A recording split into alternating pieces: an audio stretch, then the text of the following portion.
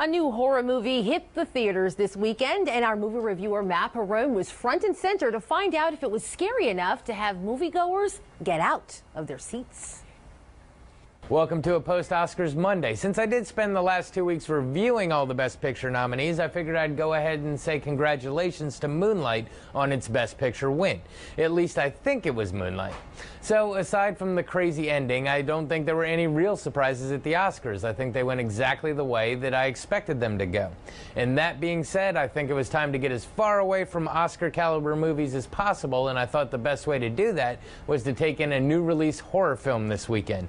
The film is the first attempt at the horror genre by Jordan Peele, best known for his part in the comedic duo Key and Peele, and lo and behold, it took the top spot at the box office. So without any further ado, here's my take on Get Out. Our movie begins with a couple. Chris and Rose, played by Daniel Kaluuya and Allison Williams respectively, have been dating for several months and are getting ready for a weekend at her parents' upstate. Chris is a little wary when he discovers that Rose hasn't told her parents that they are an interracial couple. She assures him that it won't be an issue and her parents are the furthest thing from racist imaginable. Things begin going awry pretty early when, upon hitting and killing a deer on the way up, a police officer wants to see Chris's ID even though he wasn't driving. Upon arriving, Rose's parents are extremely accommodating, albeit a little behind the times, and using slang that may not be the most flattering. The family has a groundskeeper and a housekeeper who are also African American, but Chris senses there is something off about them, and that is further amplified by their strange behavior. Chris learns that Rose's mom is a psychotherapist and a hypnotist, and although he declines her offer to help him quit smoking,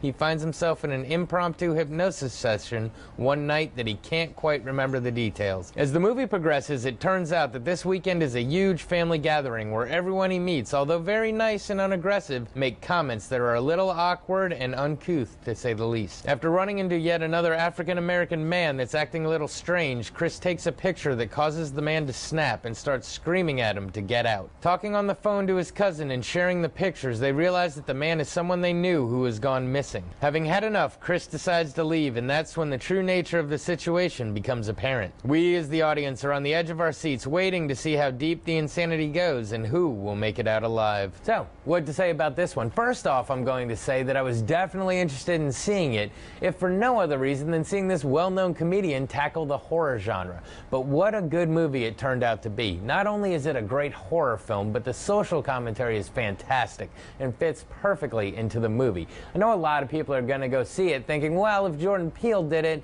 then it's got to be a comedy with just some horror aspects. But Peele said it himself.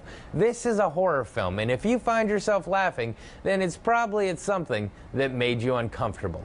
The key social aspects of race relations are prevalent throughout the entire film, not only through character interactions, but in all aspects of the background as well. From clothes people are wearing, from decorations around the house, even to beverages and straws, the themes of this movie are thrown at you, not only visually, but subliminally as well.